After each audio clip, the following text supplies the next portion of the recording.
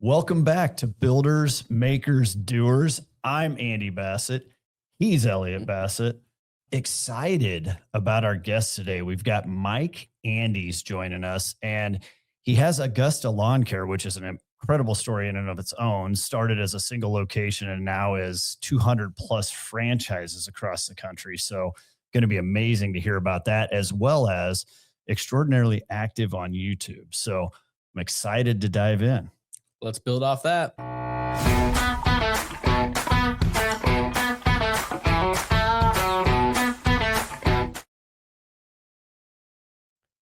Hey, Mike, thanks for taking some time to join us on the show. Looking forward to this one. Absolutely. Thanks for having me on, guys. Yeah, Andy did a quick intro, but we're pumped to jump into your story of going from, a single location started Augusta Lawn Care to 200 plus franchises, you told us before we jumped on. But before we get into where we're at today, we always like to have, guests go back to the beginning and talk through starting the business and your background and how you got into it. And then we'll kind of work our way through the story of how you got to where you're at today. For sure. Yeah. So I started mowing grass when I was really young. I think probably like a lot of blue collar business owners started when I was 11 years old, just pushing a mower around our neighborhood. And I did that because I wanted to save up for college. I kind of saw college as my way out. My family didn't have a lot of money. None of them had gone to college. So I think, hey, I'll become a doctor. I'll make a bunch of money. That'll be the plan. And so I started college when I was young. I was 13 years old when I started college, and I paid my way through college using just mowing grass, my brother and I. And when I was 18 years old, I was fully going to become a medical doctor. Eventually going to become a surgeon. And I went over to Africa for a couple months and did a bunch of volunteering at orphanages, hospitals, clinics, and it was a great experience. I was able to do all sorts of crazy cool stuff. But when I came back to the U.S., realized that I didn't really have a passion for this medical system, and doing it for the next 40 years of my career didn't sound appealing, especially if I was going to go really narrow on certain types of surgery. And so that's when I was like, okay, well, I'm going to drop out. Don't know what else to do besides mow grass. So that's when I started Augusta Lawn Care on my own, and I've scaled it up since then. When I was about 22, I got in a workplace accident where I had grown the business. We'd grown pretty good, about 700,000, 800,000 annual revenue. But I was very much in the business. And one day I got my hoodie caught in the PTO of a dump truck while I was underneath it and almost killed myself, like almost died. And so ended up just kind of coming to grips with the fact that I didn't have any systems. The business was built on the back of me working 80, 90 hours a week. I was on the hospital bed, literally videoing, FaceTiming my crew, walking them to the next job, and just realized like this is broken. And I had already taken my MBA at night when I was like 19 and 20. I was taking those classes at night. So I already knew like theoretically how a business should run, but I hadn't implemented it in my home service business, lawn care. And so implemented the systems, scaled that business, continued, and made it really profitable in about 24 months, implementing all the systems that over the course of a couple of weeks in the hospital kind of like nailed down, whether it be paid for performance, estimate videos, a lot of stuff that we do now. And so fast forward a few more years later, started making videos, and no one listened. So I went, hey, I'm going to franchise this thing so I'm wearing the same uniform as all these people that I care about, and then hopefully they'll listen. And that's when we started Augusta Lawn Care at the franchise. And that was 6 years ago, and now we have 215 locations. Wow, that's a heck of a story. But you kind of blew by the fact that you went to college at 13. Yeah. I think I was in 8th grade. Give me a 2-second version as to how that worked. My brother's about 2.5 years older than me, so he started homeschooling kindergarten, and I was just bored because I just want to play baseball with him. So there's nothing better to do than sit next to him and learn. So I ended up just learning alongside him, and then I skipped a couple grades when I was later on. And then once I knew I was going to become a doctor, that's when I was like, okay, I'm going to go. I took a couple years at home and just did a whole bunch of grades in one because I just wanted to get it all over with and get to college. So yeah. That's yeah. It is. Like I said, I think I was still in 8th grade, not even thinking about what I was doing. Yeah, right. A wild story. And then to figure what it was that kind of was the like what catapulted, I guess, shifting to the franchise model is the accident, right? And you had this realization that like, wait, maybe what I'm building here isn't exactly going to operate the way I anticipated. And you mentioned systems and processes. And I think that's something that I'd love to have you dive a little deeper into how important that was to be able to scale the way you talked about. Because I think systems and processes are somewhat foreign a lot of times in businesses and the trades, because they're doing exactly what you described you were doing, which is you're building it on your own back. You're doing the work. You're out there grinding. And the next thing you know, you've got this business. And I think the hurdle a lot of people have is just that, is how do I put the systems and processes in place to actually scale this thing? So I don't know, walk us through what that journey was like. Cause you know, that's what sticks out to me in that story you just told us. Yeah, and so like systems are kind of a nefarious word, kind of a little gray. And so how I like to describe it is all the systems is I'm trying to take inputs and make repeatable outputs. Yes. So I put in materials, or I put in hours, I put in time, I put in money. And the other side, I get this repeatable thing that happens every single time with confidence. And the level of confidence that you have in that output is the level of confidence you have in your systems. And so if you can't go on vacation and without the confidence, the output of the business, getting more estimates, getting more sales, getting more customers, customers being happy, then you have a bad system. And so I like to think of systems in a more simplified manner as like simple and standardized. And anything that's simple and standardized is easier to, these are the conditions or the elements that make a system possible. The opposite is true, which is opposite of simple is complex. And the opposite of standardized is it's custom. It's always different. And so I like to look at like a 2x2 matrix, which is like how systematized is my business means how simplified and standardized is it versus the opposite, which is custom and complex. And so whenever someone says like custom work, to me that just screams very hard to systematize. Yeah. And so I tend to think more simplified, standardized, allows the system to be able to be propagated much easier. Yeah, that's a great way to frame it. I mean, I guess maybe I'll ask the question because you've been now, showing, or you've built the franchise system. So you've been showing and teaching and building these systems to other people. But what was the experience doing that? Because Andy mentioned you came from building the business, working in the business, realizing you needed systems to scale. Now you're teaching other people that. And we find that similar thing where it's sometimes hard to convince people that they need the systems because, I've been doing this for 20 years and nothing's ever happened. And, it's like, well, you're working 80, 90 hours a week and, it's taking you forever to get somebody on board. And then when they leave, you got to do the same process again. And so walk us through just your experience in trying to teach other people how to implement systems and make sure their business runs without them. Yeah, like I think when I first started making YouTube videos, it was actually 2 or 3 weeks after my accident. And so like my initial videos can still see lacerations on my neck from it. And it was just out of the fact like I realized I was in a fortunate position where I was still 19, 20, 21 and could live at home and I didn't have dependents. And I think my living expenses was like $1,800 a month. Mm-hmm. And so I was able to get through it. But like if someone had kids or family or a spouse that they were responsible for, they would have lost everything. Yeah. And so I started making content more as a matter of like, hey, my business messed up. I didn't have systems and I'm working at crazy hours and I'm just going to document the things that I'm doing to try to turn this thing around. And that was all it came out of. And what was so frustrating was the things that really helped me in my business I would talk about and no one would implement.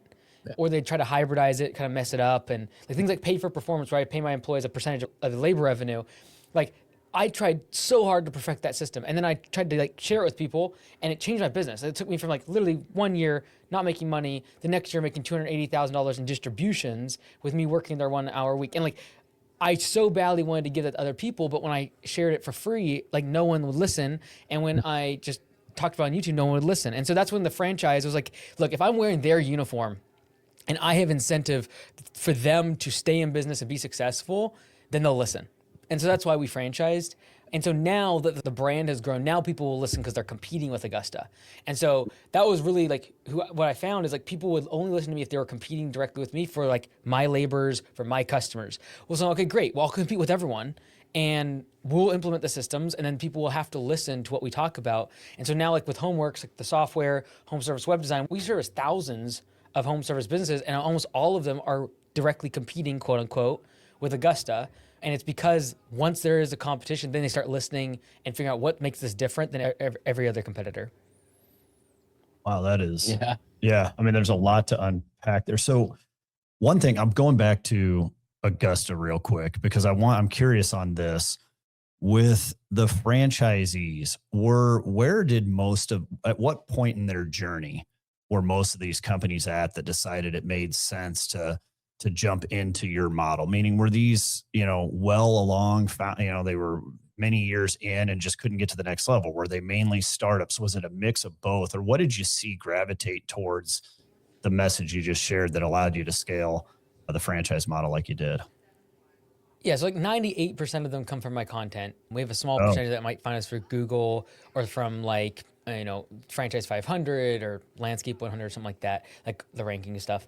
But it all comes from the content, and the overwhelming number of them are existing owners in the industry that are between $300,000 and $700,000 in annual revenue, and they can't figure out how to create systems for the business to run without them. They're tired of working. They might even make good profits, but like they're just tired of working 80 hours a week. And if they left for a week, everything fall apart.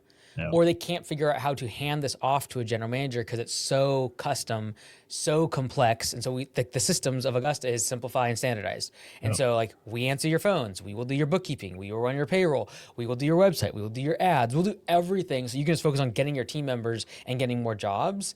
And so that's the traditional, I'd say 60% plus of the owners that join already have an existing business. They're already doing well. They just have come up against a constraint and they realize usually it's systems.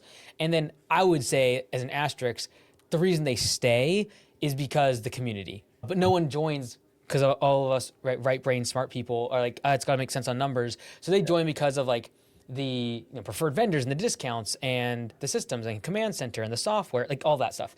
They stay because once they get in, they realize that there's 5 other owners around them. They're all pushing them towards success, have the answers for their current constraint, and they are able to use the brand to be able to grow faster. But Yeah, that's fantastic.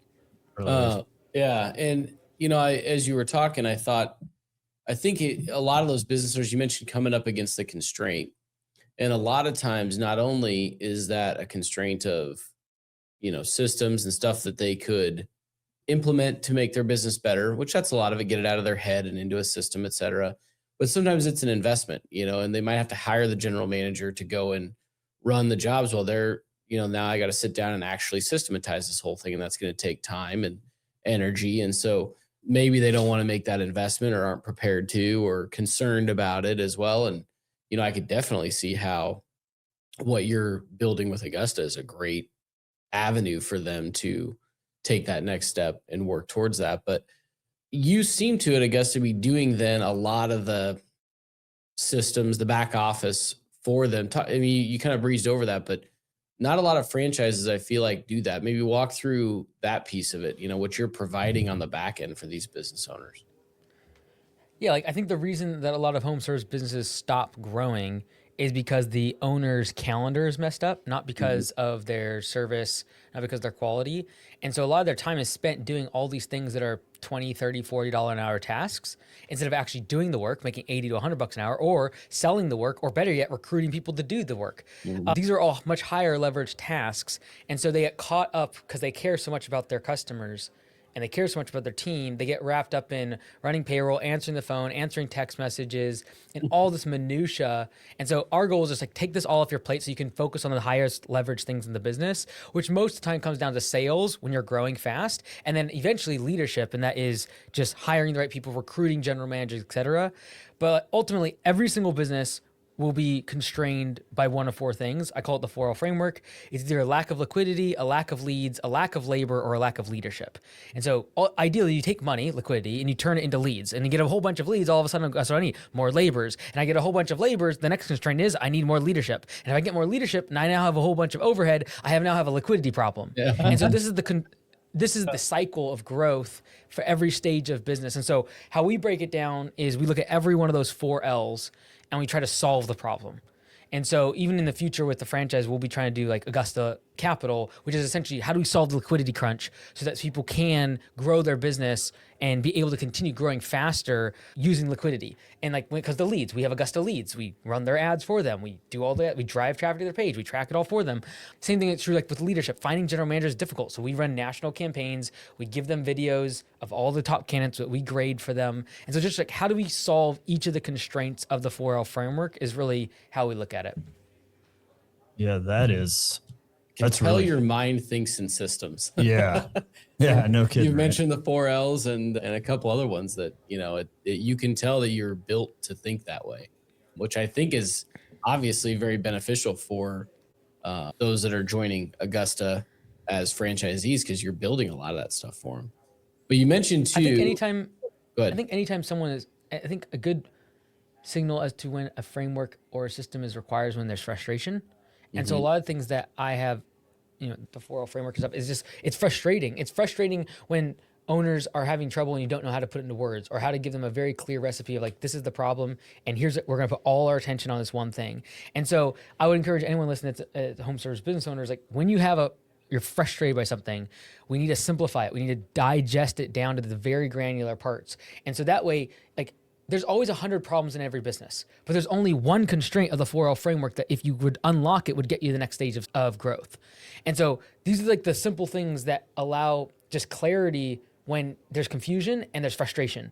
And so for anyone that has that, and that's where all the frameworks come from, is just like, I am frustrated, I can't get this through, I can't explain this to them, I'm not getting through, and I've got to simplify this to the point where this makes sense, and then they can hopefully digest it. Yeah. Do you think that applies, to every business, or have you felt like you've developed that for, the trades businesses, the home services business, or is this kind of a universal tenant system process? A lot of it works. A lot of it works across. Like, kind of agree. I stay in home services just because that's what I've built and that's what I know really well. But like the turnaround show, we get applications quite often for the stuff outside of home services, and it applies across the board. I think if you have a service business, you have labor as a constraint in the 4L framework, but you could take that out for a product-based business and put in things like production and more like supply chain stuff. But it's a lot of it's universal. Yeah, I mean, you break a business down to its core components, and it's relatively simple. I mean, at the base layer. Now, there's a lot of complexity on top of that, but I agree with you 100% that those general things definitely apply. Yeah. I mean, we talk about it all the time. We're like, you can peel back the roof of just about any business, and when you really look at it, the problems are pretty darn similar, the challenges. But curiously, specific to the home services side, in the 4L framework, is one of those L's the one that seems to be what gets most people kind of gravitating your direction? Yeah, I think everyone thinks that leads is a problem because, on the other side of growth and more customers is always the rosiest picture of our life. And so everyone always thinks they have a leads problem. I need more customers. I need my website to be better. I need more ads. Everyone thinks they have a leads problem, but usually if you got more leads, you actually compound the issues with your laborers. You compound all the problems in your leadership, and you compound all the problems from your finances if don't have the good pricing. And so I actually think that the most common constraint is actually leadership, because the business will only grow to the bandwidth and the capacity of the owner. And so for the vast majority of people, it's the owner and the leadership. In a small business, the owner is the leadership. They're the constraint to the growth of the business. Because if they were humble enough to be able to realize they had a deficit in advertising, they would fix their leads constraint. If they were humble enough to realize that their pricing is out of whack, they would raise their prices and they'd solve the liquidity problem. If they were humble enough to realize that they are horrible at one-on-ones, onboarding and hiring, they would solve their labor constraint. And so a lot of times, anytime, including my businesses, whenever there's a problem in the business, just a direct reflection of a weakness of my own. And as a leader, that can be both very lonely, but also very empowering, the fact that I can control this and I have power to make a difference in it. So if there is a constraint, you're like, I can't find any customers. Guess what? There's customers out there. If you just gain the skills, you'll unlock that constraint. Yeah, I'm really glad that's where you ended up with that, because I anticipated maybe you would go there, because we see that so often. And I think for anybody listening to this, I think you do sometimes have to realize entrepreneurs sometimes have a hard time. They built something, again, built it on their back. And I think sometimes they have blinders to the fact that they could be the constraint from a leadership perspective, or others that they brought into the company or asked to start leading in leadership roles are the constraint as well. So really interesting perspective there from you on that. So I appreciate that. Yeah, and I couldn't agree more with that. I want, if you don't mind, hit on Homeworks a little bit and what you're doing with that. I think that'll kind of round out the conversation there. And then I want to take you back again to some of the struggles in building the business as well. But give us an overview of what you're doing with Homeworks first. Yeah, so we started a few years doing turnaround show where I fly out to companies and just help them turn the business around for a day. And so we've done that for a couple of years. We've done it for like over 100 businesses now. We document on the YouTube channel. And so the hope is that people that are watching are like, first off, I'm not alone. I'm not an idiot. Like I can get out of this and hopefully learn something and turn their own business around. So we started doing the show, realized that like we had tons of people applying, but we couldn't get to everyone. So I wrote a book about it. So it's just called Business Turnaround. And it goes to the 13 principles I use on the turnarounds to be able to help the business owners. So my hope was that like as many people could read that and then self-diagnose and then figure out their own issues.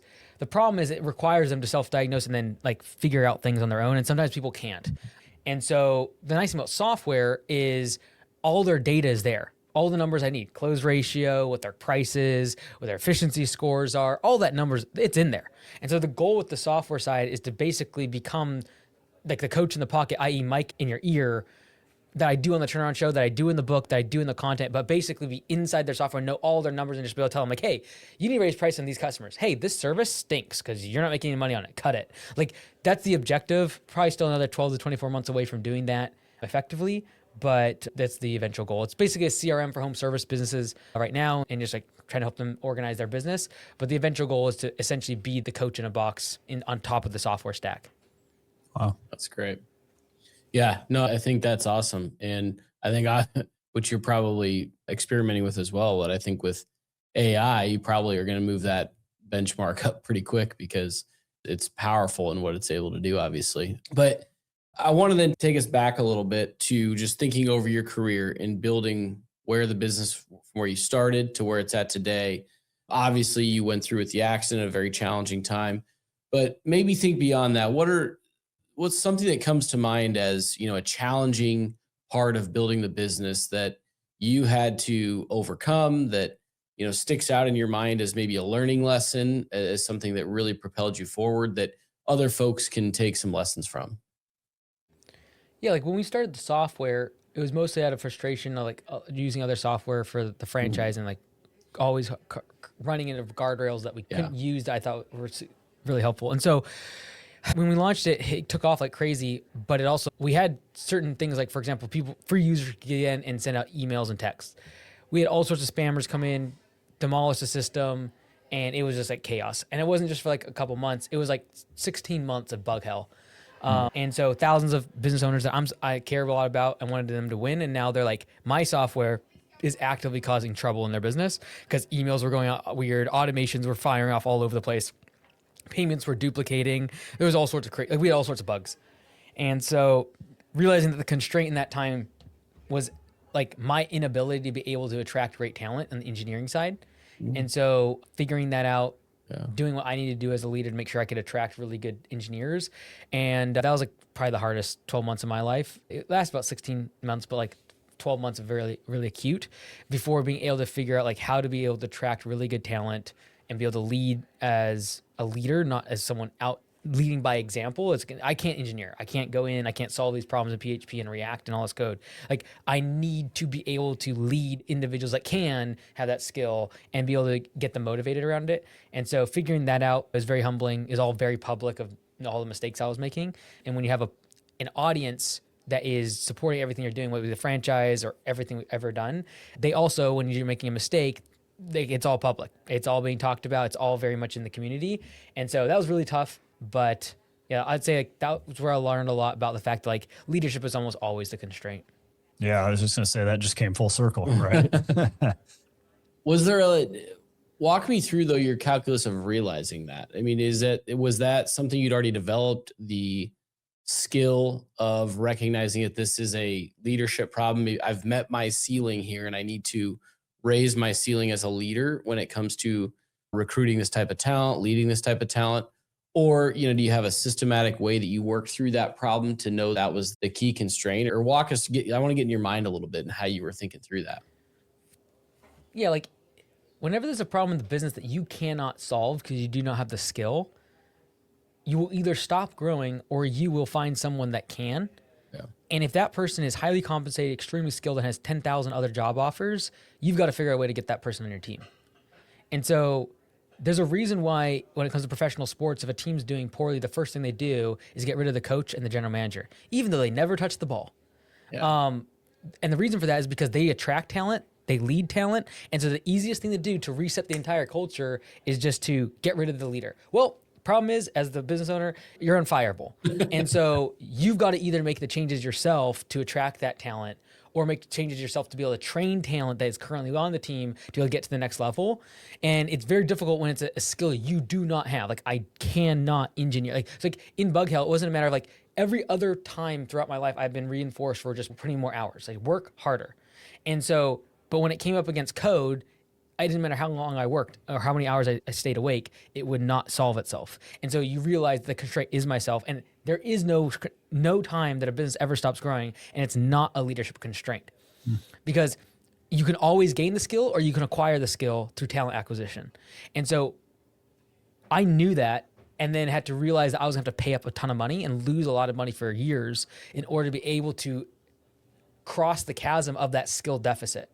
And so for a lot of people, they will either be too proud to admit that they don't have the skill, or they will be too stingy with going out and acquiring that talent and bringing that person in, or they will not be the type of leader that caliber of talent wants to work for. And so one of those three things is always true. And either it ultimately always comes back to humility of the entrepreneur. Because if the entrepreneur is too proud, they will not gain the skill or acquire the skill outside of themselves, because they think in and of themselves they can do it. And for a lot of people in home services and contractors, we have been reinforced for that in the past because we've just always used brute force to fix problems. We've always just worked harder. But it comes to a point in the size of business where that doesn't work, and it actually is counteracting to the growth of the business. Yeah, that's a great analogy on the sports teams. I have not thought about it that way, but it's so true. And the best way to reset it is getting rid of the leader. And then you look at a business owner and you're unfireable. Yeah. I mean, it is. So you said something there, like in your experience where you came across the constraint from a leadership piece, it was more about, I mean, coding and engineering, a skill set that you didn't have. But maybe walk through what you've seen in businesses. We see this quite a bit where it's not, people are trying to get leaders inside organizations. And it's not necessarily that it's because it's a skill set that's new to them. It's just, I think we've seen entrepreneurs, business owners, leaders have a hard time because they're the ones that have always done the work. And so their natural inclination is to go do versus build somebody up to lead and help them scale the business on other leaders or other people in the organization. What do you see in that where it's not a new skill set? It's actually the one that you've done all your life, but now trying to transition from not the brute force work and actually stepping back and bringing people up to lead and scale. Like, what have you seen? I imagine when you go out and you talk to a lot of these businesses, that's something you're seeing, right? Yeah, like there's a skill of doing the work. There's a skill of teaching the work, usually a manager, and there's a skill of leading leaders. All very different skills. Yep. Like I can go mow grass, and I'll probably make $150,000 to $200,000 a year if I get really efficient as a solo operator doing the work. I can probably get to $1.5, $2 million teaching other people how to mow grass and being the manager. But the skill set that keeps people most of the time under 2 million is the ability to lead leaders, and those leaders manage the technicians. And that is a different skill set. That's where most people hit up against, because it does take so much humility to realize that, like, I have to change the way I operate. The way that I operate with a technician out here, you know, with 8, 10 technicians, and me giving them checklists and telling them, you do this, you clock in at this time, you're going to be back by this time, you take these photos, is very much more regimented. When it comes to a leader, there's a lot more autonomy. They have plenty of options. If they're a good employee, they have plenty of options. They can leave anytime and get another job. And so the scope and the way that you handle and lead them is very different than you would a technician. And I think that's the chasm most people can't follow or can't cross. And it is a skill. And it is a skill that can be taught, and it has nothing to do with the work itself. So just because I can mow grass doesn't mean I can teach grass. And just because I can teach grass doesn't mean I can lead leaders who teach other people how to mow grass. And so that distinction is where I kind of fall into. Well, that is spot on. I hope anybody that's listening to this goes back and rewinds a minute or so and re-listens to you describe those 3 skill sets and kind of that journey, because that is absolutely, undeniably the journey we see with so many businesses. And you described that very well, is that they can do phase 1, they can do that second phase, but when they really hit the ceiling is they cannot often make that transition to that third phase. And so really well articulated. And I hope people listen to that a few times and can learn from it. Yeah, totally. One of the questions I always like to ask Mike is just thinking back over your journey and where you're at today, what's the thing you're most proud of? Is there a certain time that, you know, we usually ask folks if there's like a job or something that they're most proud of, or a project, but you seem to have done just a lot from building the business. Just what's your proudest part of building Augusta? Proudest part of building Augusta specifically is the community. So like we just had our annual event. Like people can always talk about community. I've had communities where there's masterminds or courses, whether it be me leading them or me inside of them. There's nothing like Augusta Nation. That's what we call it. Everyone's wearing the same uniform. Everyone cares about each other. There is no, like, you go to conferences so many times, like, it's like, well, how much are you making? It's kind of like this pecking order. And so, like, I am most proud of the community we have built, and it is a function of pulling out the bad weeds as fast as possible. And like, we shut down locations if they aren't good community members, and if they're just like being malicious to people around them. Like, we don't, like, it's not part of our ethos. And so I'm most proud of the fact that we have made decisions in the business that were bad financially, but led to the community being built better. And whether that be like just treating the owners the way I wanted to be treated. And that is like, we don't have royalties. You can leave at any time without any penalty.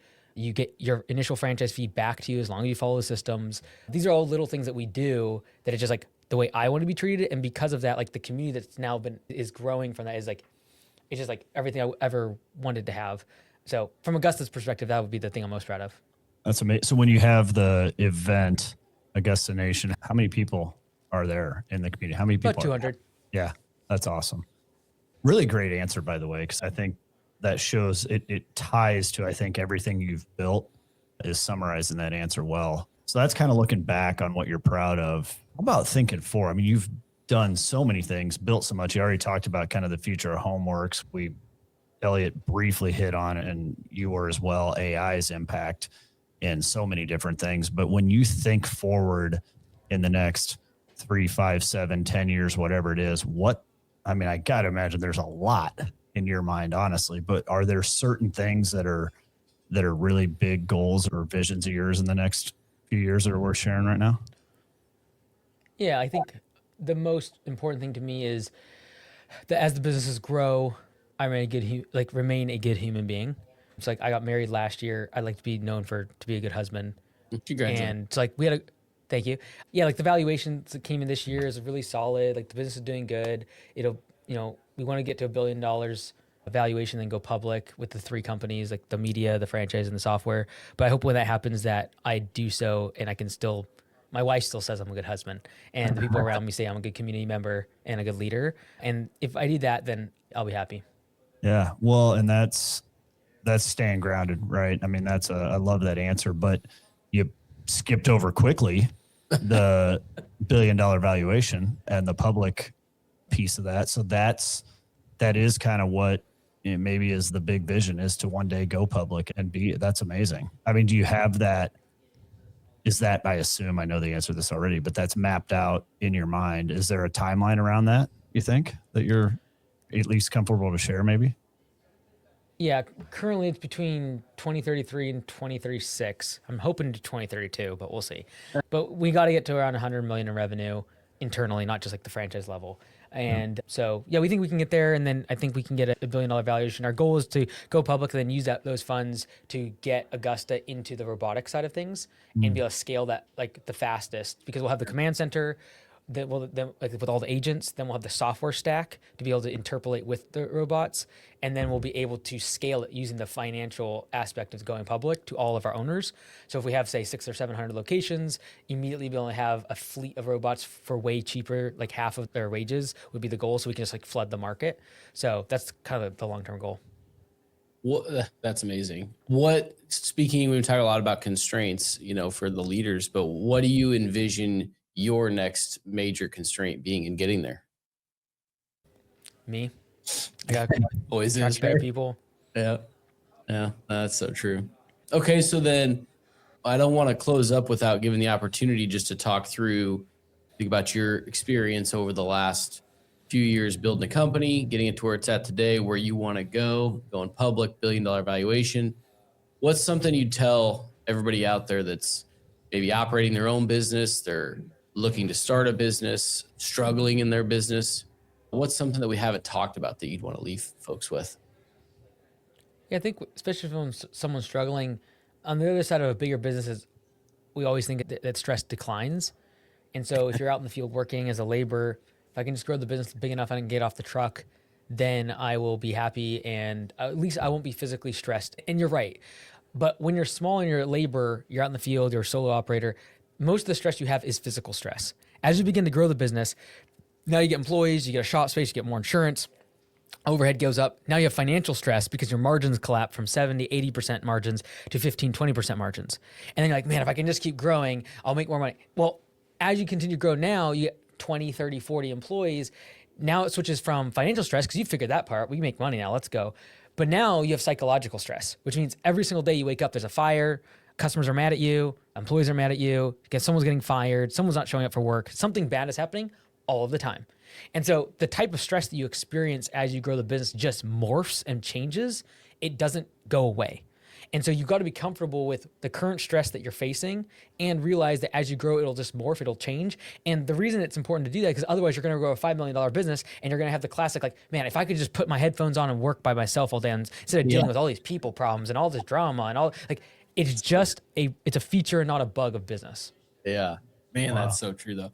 It goes full circle quick, you know, when you do have the different types of stress you haven't thought of at different levels of business. And you're like, geez, that'd be great if we could just simplify this. I could go back to just mowing lawns, you know, or whatever it is. But awesome. Well, this has been great, Mike. I know you're busy. We really appreciate the time. And I mean, this has been a masterclass. So we'll have a heyday cutting this one up and getting a lot of the fun clips out of it. But I'm certainly taking away a few things from this conversation that I'm going to go write down after this because those were fantastic. Yeah, I couldn't agree more. I think I'll say it again. People need to go back and rewind and listen to certain pieces. And Cam will do a good job of cutting those out and trying to share them. But there's just a lot of nuggets in there. And what you're doing, Mike, is impressive. I commend you for a lot of different reasons because I love that, you know, you're building something that you're passionate about, but it's doing a lot to move other people forward, to move an industry forward.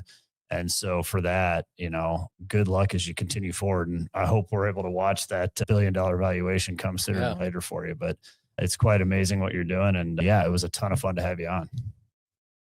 Awesome. Thanks, guys. And thanks for everything you're doing for the industry as well. Yep. Appreciate it, Mike.